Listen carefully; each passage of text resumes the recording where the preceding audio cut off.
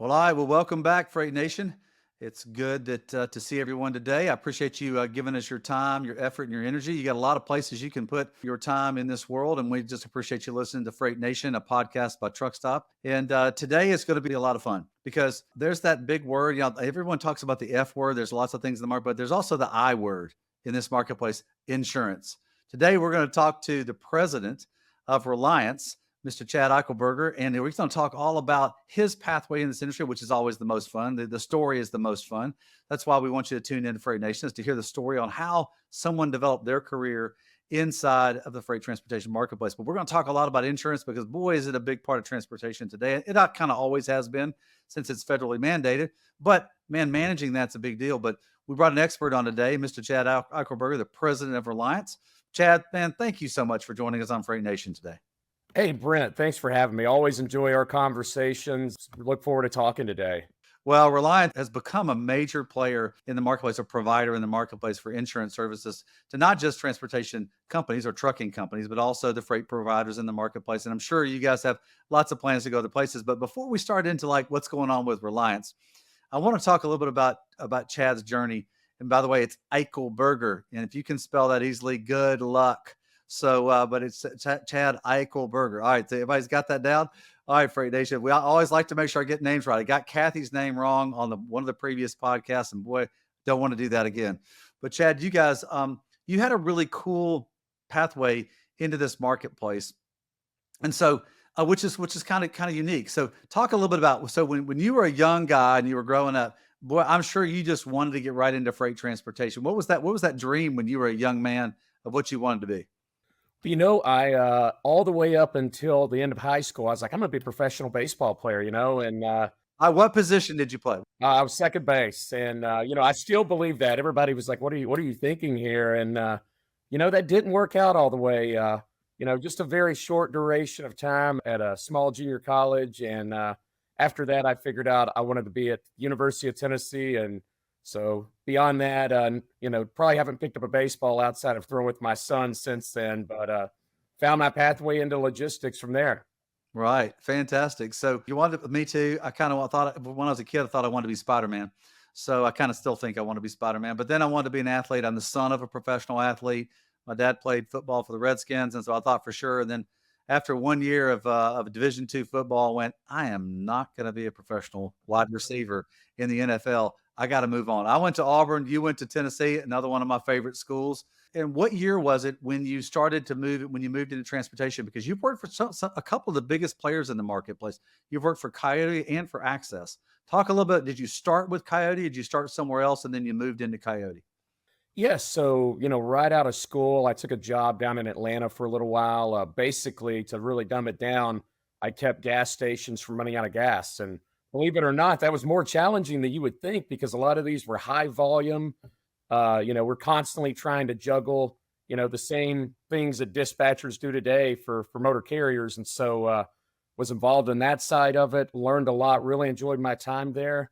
But, at the time, I had a logistics degree from Tennessee, wanted to Right. use that. Oh, you did. You have a logistics degree from Tennessee. Yeah, Well, yes, I sir. know they got a great supply chain program there. Mary Long, my friend, runs it there now. And so that's fantastic. No, wait, time to back up a step. Oh, that's interesting. This was, and by the way, I got it backwards. You were at Access, then Coyote, right? So I got that backwards. Sorry about that.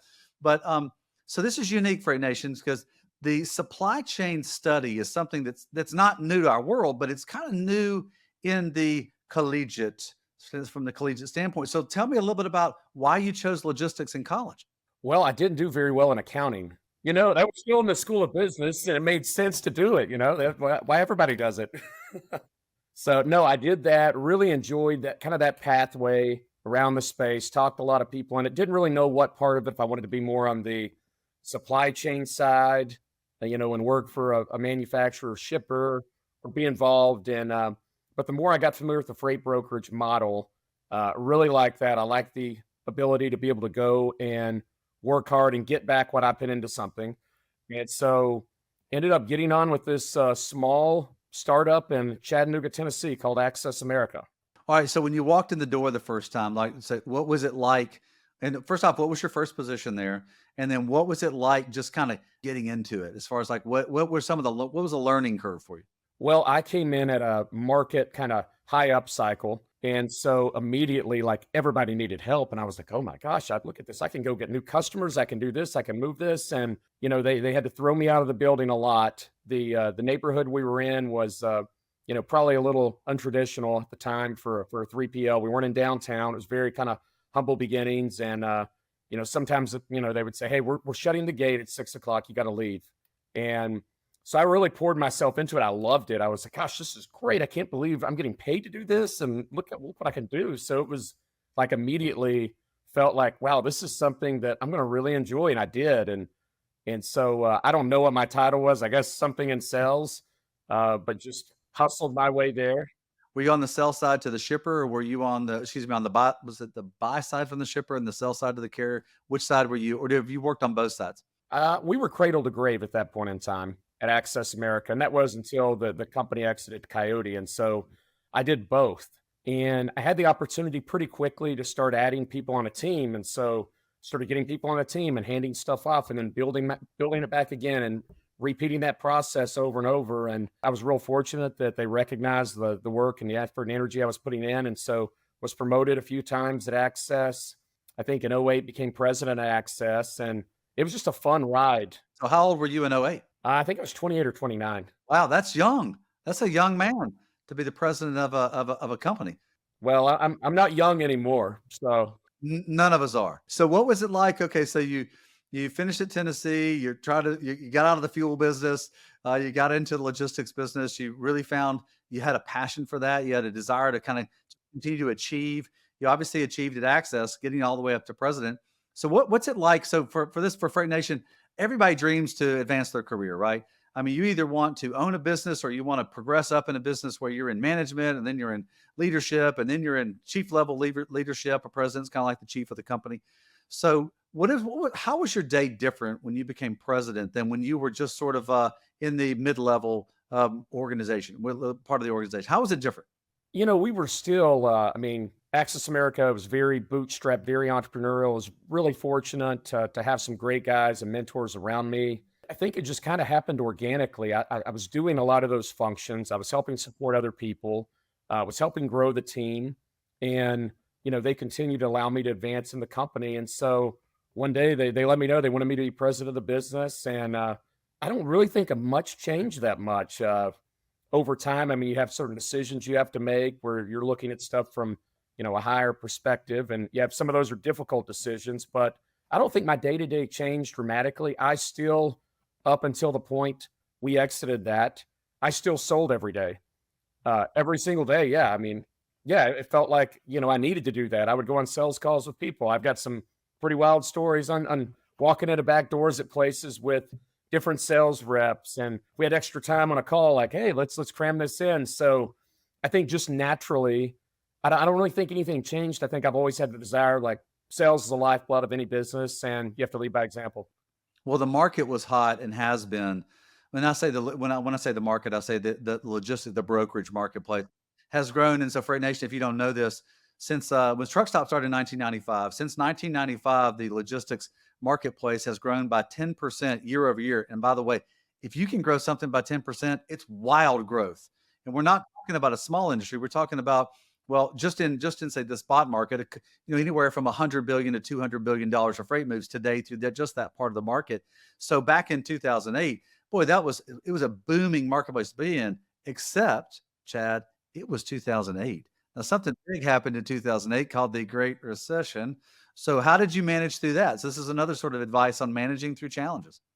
Well, I think the way we looked at it was, you always plan and prepare if things don't go as so obviously we had contingency plans in place, and probably like everybody at that time, you had a choice. Do you want to kind of buckle down and weather the storm? Or you want to be aggressive and leverage a marketplace that is challenging and outwork everybody and, increase your market share. So, when we exited that business, we were about $675 million run rate revenue when acquired by Coyote. But I can remember going '08, '09, we grew 42 to 56 million in revenue during the period of that one year. And so that wasn't the growth we were accustomed to. in a favorable market, but it was still growth nonetheless. And so we were very aggressive during that time, and we didn't have our head in the sand on what was going on in the marketplace. We understood it was a challenging market, but we got indoors with a lot of people then that became large shippers and large customers for us, and built good relationships with the motor carriers that we worked with. And when they knew they could depend on us, I think they would come back time and time again. We had no qualms about losing money on shipments, and never, we didn't give loads back. So I think all of it was just we hustled through that time. It was a tough market, but it ended up working out to our benefit. Well, that's a pro tip, Freight Nation, right there to Chad's point. Number one, grit has a lot to do with your success, no matter what you do. He said something interesting on this, just Freight Nation. He said, we didn't give loads back. In other words, they did what they said they were going to do. And on top of that, Freight Nation, another pro tip in this is Chad said they always had contingency plans. And that's super important. It doesn't matter whether you're running a one truck business, you're an agent for a larger entity, or you're running your own business. Contingency plans on the what ifs are super important. And I know this is our chief economist, Noah Perry, is always talking about this. No matter the market you're in, it's either going to go up or it's going to go down, because they never sit still.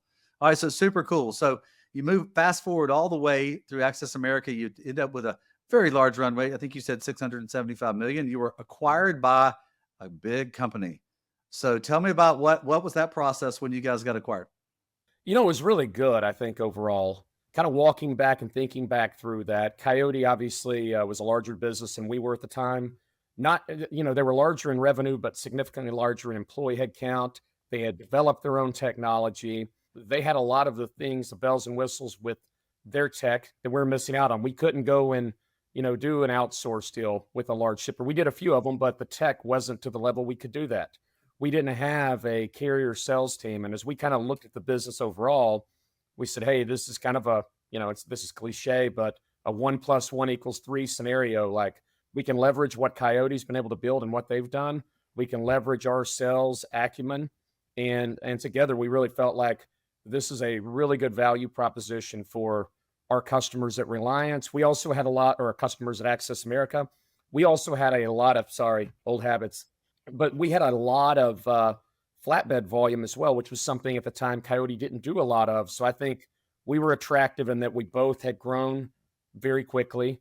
The companies culturally looked very similar, obviously different service model, different technology, but it just made a lot of sense. And I got to know Jeff and Marianne and Jonathan over there very well, and have since built just, hundreds of relationships from the time at Coyote. And so it really made a lot of sense. Now, I traveled everywhere. I won't say that it was all easy working through the integration, putting two companies that had been two of the three largest privately held brokerages in the country together. But I think we did it pretty well. And I think when I look back at that time, I learned a ton personally. I know a lot of the people around me did. And a lot of the folks that were part of that deal are still working at Coyote today. Some of them have moved on and they're in other businesses in the space, but it's kind of like a reunion when we go to a conference. Wow, there's so many former Coyotes and current Coyotes here. It's wild. Well, Jeff's a good guy, a real pioneer in what's going on. And so you're ending up selling to them, and I'm sure it ended up being a great benefit for you. And then you actually progressed into Coyote. You moved up in Coyote as well. So what was your position at Coyote? So I was president of brokerage at Coyote. And so that really entailed a lot of what I was doing prior to that. I would still get out customer facing.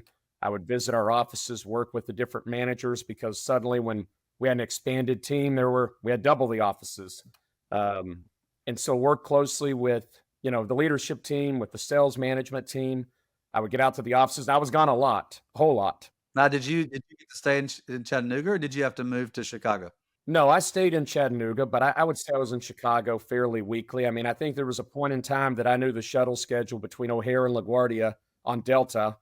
And so did a lot of that, a lot of travel, but worked with some really great people on both ends. And I mean, it was exciting. And I learned a lot through the process. So you were there in 2014, 2015.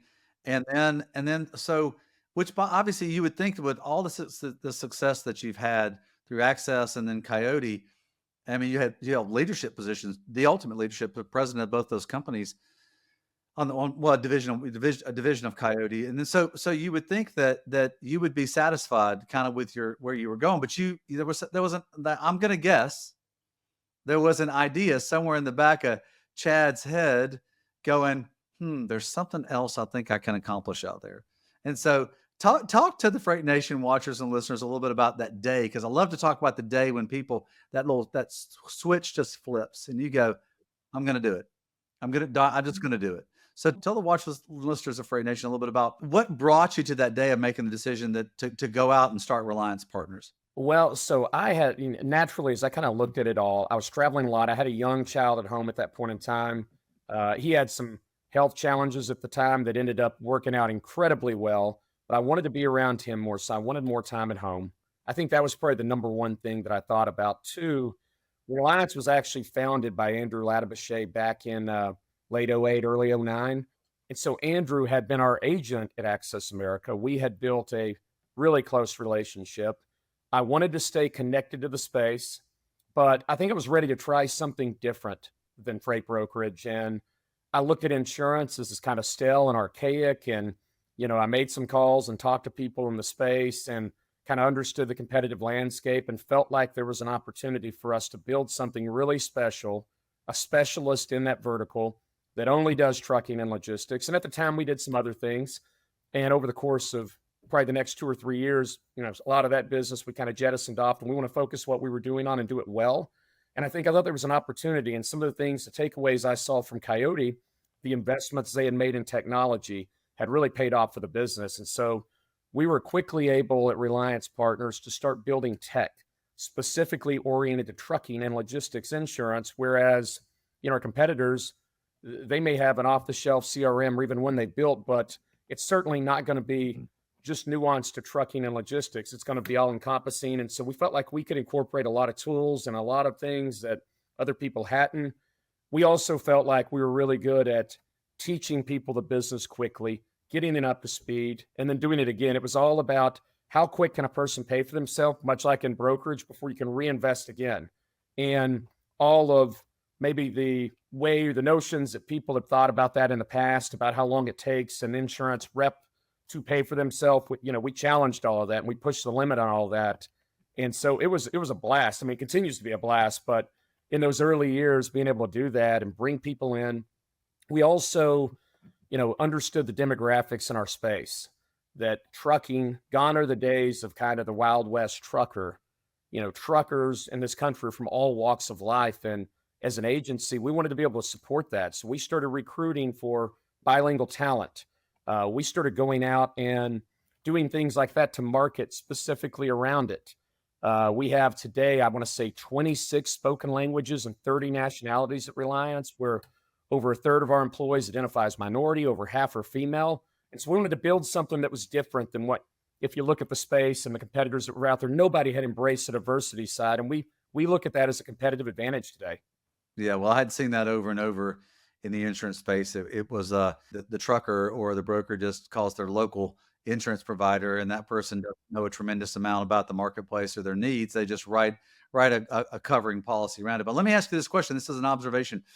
All right, so you left a brokerage company, Coyote, that had acquired Access, and was your experience in watching what technology did to move that business forward? Was that part of the genesis of you calling Andrew and saying, Andrew, I think I have an idea to help you grow your business, help you grow your platform? Is that kind of what got you going on that? Yeah, I think so. And Andrew and I had always thought about, hey, we could do this together. We're a lot alike. We're very complementary to one another. We'd become very close friends, going out to on weekends and going to dinners and everything with our families. And he was just a very close friend. And the thought of, hey, we could build something that's different from everybody else. And in freight brokerage, obviously there are other people with technology. There are great TMS platforms that are out there available that are off the shelf. A lot of that stuff had been done or was continuing to be done. When I looked at insurance, I was like, wow, this is very fragmented, huge market share. When you look at very little market share for any single competitor, and if we were to go and really invest in this and really be strategic, we could build something that nobody else has done. And so that's really the genesis. What we try to do, over these last 10 years is do something that other people haven't done, go against the grain. We want to have a great culture. So, I think when Brent, you probably think about walking into an insurance agency office and mahogany walls and, Everything, if you walk into here, it feels like a freight brokerage, and that's by design. It's an open environment. Nobody has an office. It's a fun environment. It's collaborative.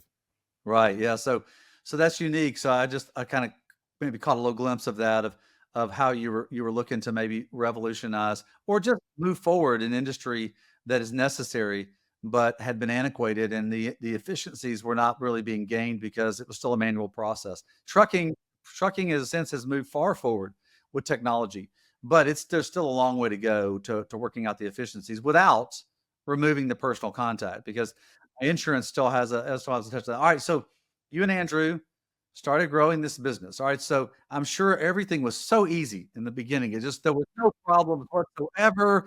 Everything just went exactly as I like to say, like Barney would say, fairy tale gumdrops and fairy tales, and it was all so easy, right? But all right, so that's not the case. I know no business is that way. I know when we were changing Truckstop, same thing on our end, that it's always a challenge, but you got to be willing to stay at it. So talk a little bit about some of those challenges as you guys began to reinvent Reliance Partners. Well, I think when I first came on board, one of the things where we want to go and recruit for talent, we want to bring these people in. And the immediate thing is, oh, they've got to be licensed, number one. And so we had brought all these people in and they're like studying for their tests. And I'm like, wow, this is pretty inefficient that they're sitting in this room studying. We want them to come in licensed now. We want this to be something they come into this business licensed. And so immediately, like the regulatory hurdles that are present in insurance and aren't present in freight brokerage, I can't put somebody in a seat and let them just call. They've got to be licensed. They've got to be licensed in that state. And so I think just on that alone makes it a little more difficult or maybe different to grow that. But you're also looking for somebody that is able to do that. Well, there's a little higher bar to growing an insurance company because of the licensure that has to go into it, because of the responsibility that you are imputing to your customers. I mean, you don't have a choice. So as you guys began to grow this thing, what were some of the other two? Because I love to talk to freight. I love for the Freight Nation watchers and listeners to hear, okay, when you're growing a business, there's some problems that are unique to the industry you're in. There's some that are just a problem in growing a business. All right. So what were some of the things, like how was cash flow with your business? How was you already talked about the hiring of needing to hire the qualified individual, all those sort of things. So talk a little bit about as you guys began to sort of scale the business out, what were some of the challenges you guys ran into there? Well, I think you pay attention to cash. We had some angel investors, and so they were very supportive of the business, as a whole, and you know, us having the ability to go and make those strategic hiring decisions where we need to. I would also toss in early on, we got very fortunate to run across Lauren Howe, who's now our COO. Ronald Ramsey joined us, who's our CRO. We had a lot of good insurance talent, the gentleman that runs marketing, the three guys that run sales. So we were able to go and get talent. And I think it appealed in a lot of ways because our culture, but at the same time, market appointments are everything in insurance. And so you've got to have good market access. So Andrew and I, we would go and profile any competitor that came into the market or any new insurance company. So we're an agency. Insurance companies are who we rely on to go and fulfill the needs of our motor carriers and our freight brokers, our forwarders. And so immediately, we start expanding geographically. And so we run across these states, and you've got to kind of build this competitive map of what it looks like, who are the players, who do we need to get in front of? And so it would drive us crazy to lose to a market we don't know anything about. So we would immediately try to go, hey, let's schedule time with them. Let's do this. And then we started leveraging tech to help tell us who those markets were and how we do that. And so that's always it, and we see it today. There'll be a new market that shows up next week that writes an account in, Bellevue, Washington. And we're going to say, okay, who is this? We got to figure it out. And so for us, we want to have those relationships. And then the other thing I saw too, and I think Andrew did, was the importance of building the relationships with the insurance markets. And so making sure that our hit ratios are good, making sure that our agency loss ratios are favorable. And so there's a lot more to it than I probably initially thought, but learned through the course of us, scaling the business. Yeah. So Freight Nation, I hope that you were paying attention to what Chad was talking about there. You got a little inside peek into how an insurance agency operates and what they think about and how they end up, but it's not uncommon from standard business, because Chad, you brought up a couple things. I'd love for you to talk a little bit to the Freight Nation watchers, a little bit about the value of having great people, having great partners that work in your business. And what I mean by partners is the people that work with you. So talk a little bit about that as a, some people call them, that's a resource. It's always about the people. The greatest asset walks out the door every day, right at 5 o'clock. So talk a little bit about how important that was to scaling the business, because I would love for the Freight Nation watchers to hear your point of view on the importance of quality people to work with. Yeah, I think we immediately realized one, okay, we want to just from our employee base, we want to have diversity. We want to have people from different backgrounds, different industries, and meld that together. We were able to go and recruit some folks that had been in insurance that were really, that supplemented everything we were already doing. That gave us new ideas. I feel like you got to surround yourself with people that are smarter than you, and so that's what we try to do every day. Andrew and I definitely are the smartest people at Reliance Partners, and that's a really good thing for the rest of the company. So I think it's surrounding yourself with that and building relationships, even as we're talking about, and I don't like the word vendor as a whole. So as we're talking about our markets, because they're not a vendor to us, we work for them, they work for us, it's a partnership. And so going and building those solid relationships where if we need a favor done, or we need them to take a second look, or we need them to work with us on price to get a deal done, they'll do that. And at the same time, we have to also understand what they want to see. And they don't want to see 1,000 submissions from Reliance Partners and they're going to write 5 of them. They want to see a good mix where they have good hit ratios, and they want to see the business perform well. And so it was important for us not only to build solid relationships internally, but just externally as well with our markets and premium finance companies that can help you get things done. It really across the board. And so we really focused on relationships, on people, on culture, and a lot of the other stuff, it took care of itself. Right. It always does when you've got people with good character. So Freight Nation, I'd love for you to hear this. You got good people with good character. A lot of the problems either don't manifest themselves, they don't show up, or you're able to really handle them really well, especially in the insurance game where you are protecting somebody else's longevity of their operation, which It's their business. Yeah. yeah, it's necessary. So all right, so Freight Nation, I'm gonna swap gears just a little bit here. I want Chad to talk a little bit sort of some operational things that can help you in your business. And so you guys, Chad, serve both carriers or trucking companies. You also serve freight brokers. All right. So yes, there's a commonality between that they move freight together, but they're different operations, different ways in which they look at the business. So let's talk a little bit first about the trucking part of your operation, of your insurance services. And I say this because I'm going to ask you about what are some of the common mistakes that people think about when they think about insurance. So let's say it's a small carrier, because I believe you guys are one of the largest, if not the largest, insurer of owner operators in the industry. Am I correct in assuming that? So in terms of just overall unique number of motor carriers, we insure more than anybody. Of that, it's comprised of a third. If you look at kind of enterprise accounts, small fleet, large, so all over the board. But yes. So you're a major provider to and I say owner operators because the average truck stop carrier is a 1, 2, 3 truck owner operator. A person that insurance is very important to what they do, but it's a cost, obviously, to their operation. So what's the advice that you would give an owner operator when they're looking for insurance? And then what are some of the common mistakes that are either overlooked or that they assume that they need that they don't need when you're looking? I know every operation is different, and this is we're not endorsing or saying anything here. This is just advice when you're looking at the insurance marketplace that can help them run their operations. So talk a little bit about carriers, and then flip-flop that and say, well, how does that apply to brokers?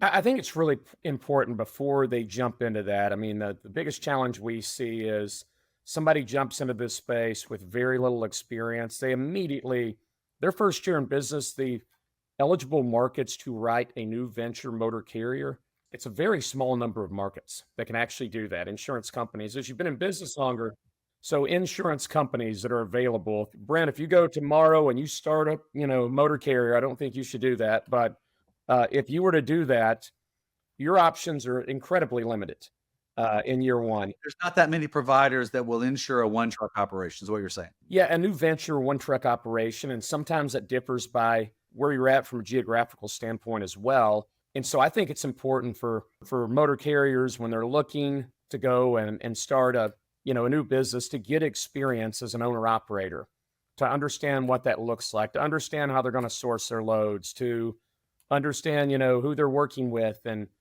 from relationship side, how they're going to access freight, or do they need factoring? I think the more experience you can get prior to that and kind of understanding the dynamics of the space, the more successful you're going to be. And you're also going to set yourself up better from telling that story to an insurance underwriter. And so they understand, hey, this is a really good operation. This is a good risk for us as a new venture. All right. So you're talking about do your homework first. In order to get some experience and do your homework first, and realize that as a 1 or 2 truck operation, if you're brand new, it's going to be a little bit more of a hill to climb in getting the type of insurance that maybe is the best cost for you. I'm not going to talk about benefit because that's across the board depending on what their operation looks like. All right, so your advice there is do your homework, make sure you get some experience on this, and then what would be the next step for a carrier? As far as like as they look at the overall marketplace for insurance? I think one of the things you have to do is you have to be comfortable with your agent. So, and you want to also understand that, I will say this: the Reliance. A lot of times, we oftentimes find ourselves, we're going out and looking for new business. It's a really fragmented space, but we see folks sometimes that are maybe not transportation specialists, may dabble in it. Their brother-in-law called them up to insure his trucking company. And they don't have a lot of market access. They don't understand maybe all the nuanced things that happen in our space. And so I think it's getting comfortable with an agent that you understand, that feels like they've asked you the right questions around your business, that, they should be, able to take a quick glance at, and if you're a new venture, it's a little different because you've got to you've got to let them know. But we have a lot of tools available to us. We can go and analyze the risk, and we can generally have a pretty good idea of here are the possible markets.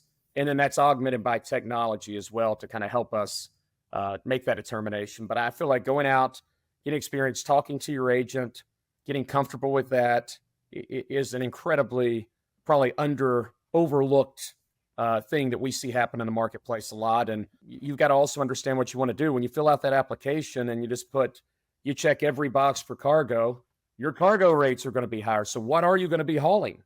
Hey, that's a little pro tip right there, Chad. All right, be specific about what you're going to haul. Insuring everything can be costly. Is that fair? Is that a fair statement? Well, and where you're going to operate. Again, there are certain states where the operation expenses are just higher. And that's reflected in insurance. If they see a lot of mileage in particular states that are higher risk states, those accounts that's going to be factored in when they look at, pricing for insurance. So it's one of those things you have to contemplate. Right. So Freight Nation and Chad, I'd love for you to, if you wouldn't mind explaining this about an insurance company looks at the probabilities. So what's the probability of something happening? This is how a lot of times they insurance is, from my very surface level understanding, you insure the person and then you insure the probabilities of things happening within a certain environment that they're in, or you insure the entity and then the probability. And so if you don't mind, talk a little bit about that to the truck driving audience. And then I want you to talk a little bit about when brokers look at insurance or logistics company looks at insurance and what are some of the important things they should be looking at? Well, I think kind of to address both, as you look at a motor carrier, you have certain states where if you drive around and see a truck accident billboard every 2 miles, that's probably not a real favorable jurisdiction.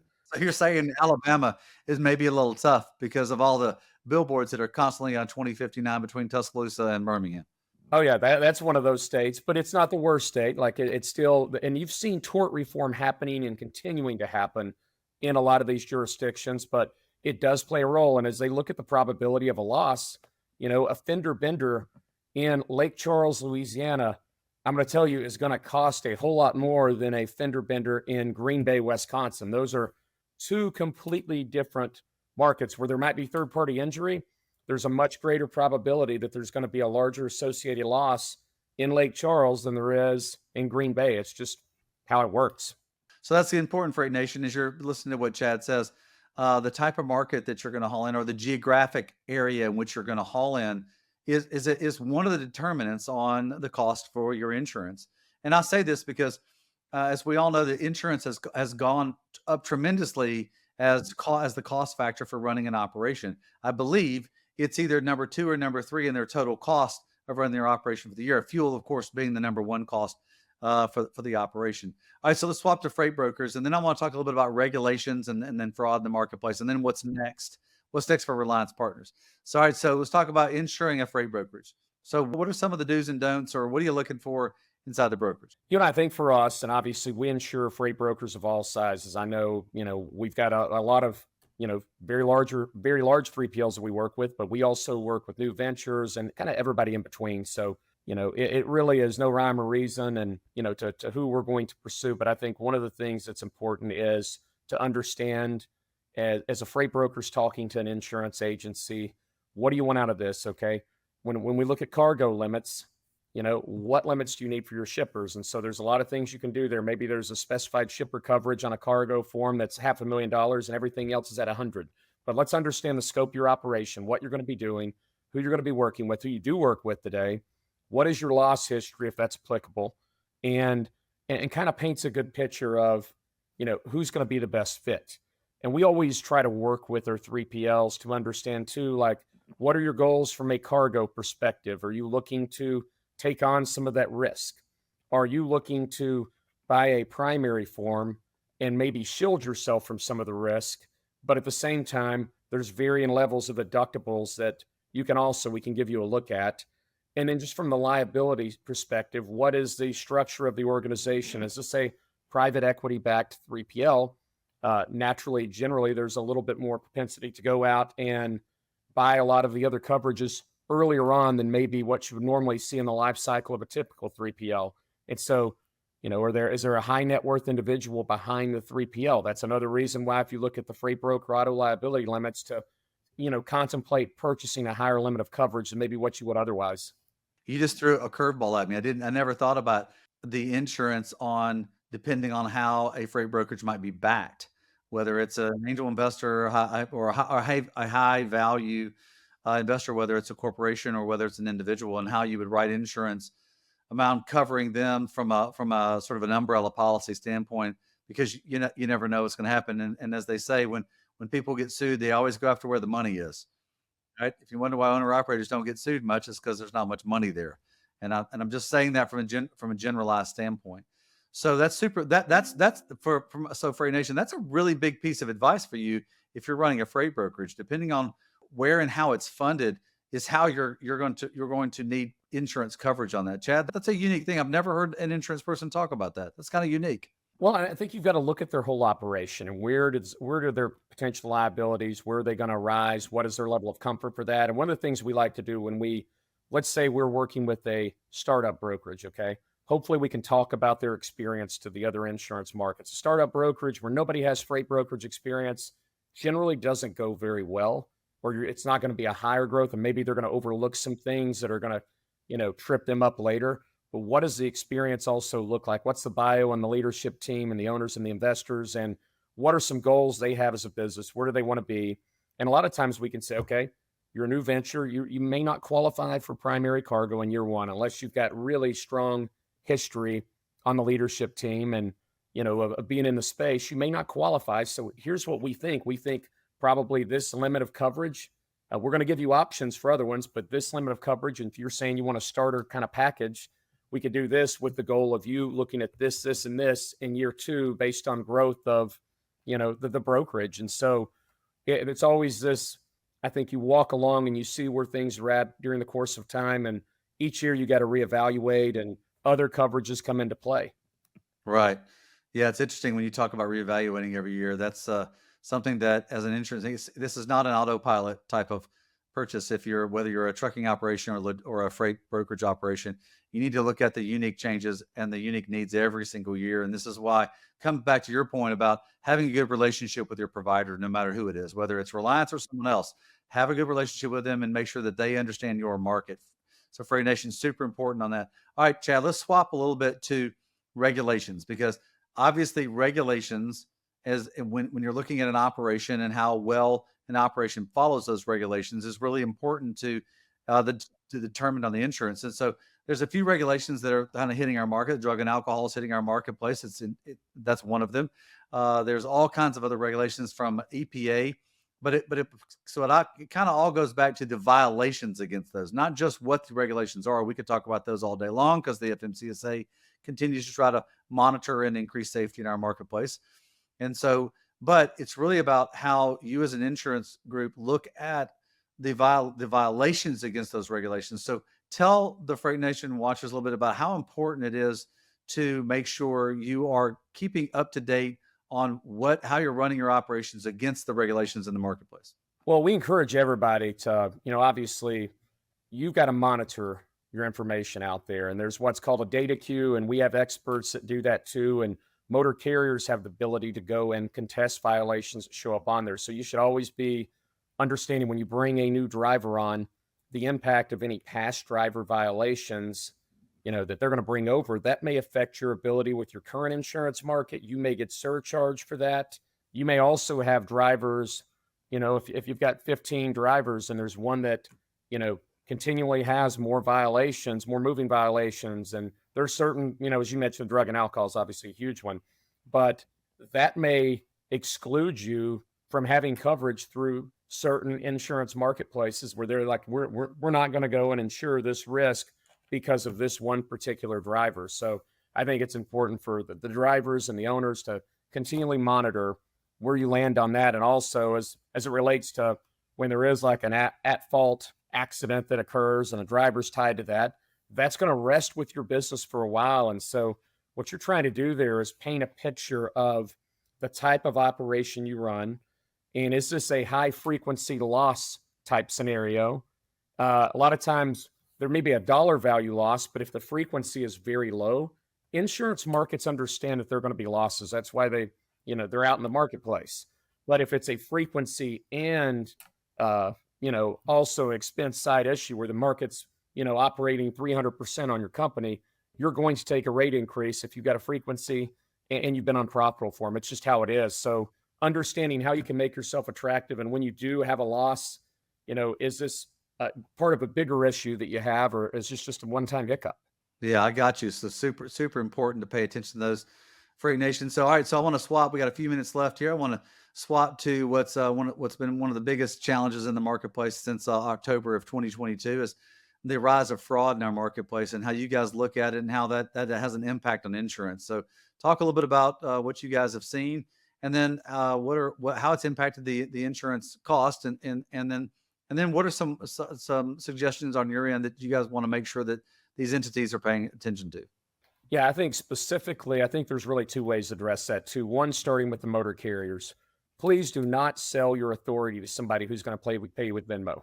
That's not going to end well. They're going to use it to commit fraud. If you're going to cease operations, you don't want to turn around and do that, because it may be you that somebody turns around and tries to come after for that loss. And we've seen things like motor carriers' cell phone and email, and all of that is sold along with their logins to load boards and along with their logins to freight brokers. And suddenly that opens them up. And everything else. Yep.